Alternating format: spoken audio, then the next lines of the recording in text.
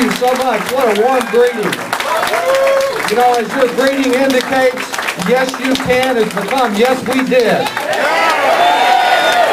You never gave up. You never gave in through all of this.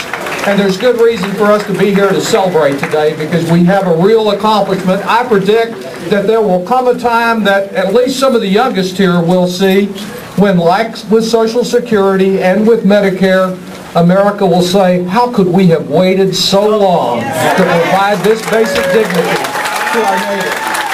Protect them from bankruptcy. You know, throughout this entire struggle, indeed, as he said before, it even really began in Congress. Mayor Lee Leffingwell was there leading. He's been at every one of these gatherings, and Mayor, I salute you and all you do for our city.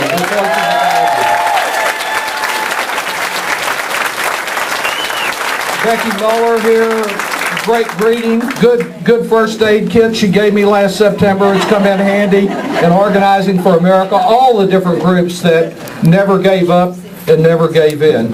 And our salute now is a recognition that every American who's got insurance has now gained some valuable consumer protection.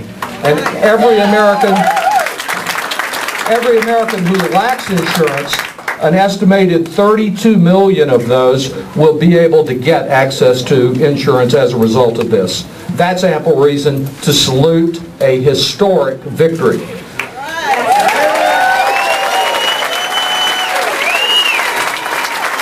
Because I'm really saying, as I did on the floor of the Capitol the night we passed this, that they can use four-letter words, but we've got four words for them. You've got health care.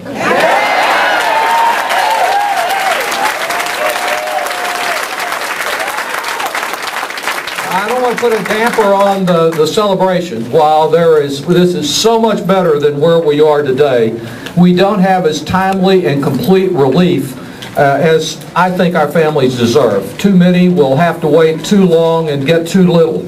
Rahm Emanuel noted just this past week in responding to these hysterical attacks that have been made on the bill that what we adopted is really quite similar to what a number of Republican leaders had advocated over a decade ago. And he's right. And that speaks to the extremism of the attacks, and it also speaks to the extent of the reform.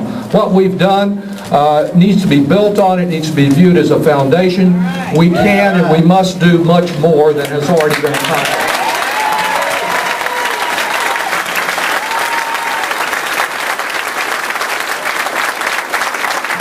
Now, you were just saying, and I expect it's true of everyone here, each person has got a story of a friend or a family member. Yep. I want to share a couple from my family. One of them Libby shared with some of you last weekend. Our daughter Kathy brought the happy news that she would be a mother this summer, and we now know we'll bring our third granddaughter into the family. Wonderful time, great joy. And Kathy, as many of you know, is an educator. She gets her health insurance through the state of Texas. But her husband, Brian, just left the business he was employed by and is starting his own business. And so imagine our surprise when he brought over a notice that said he had been rejected for an individual health insurance policy because he was an expectant parent.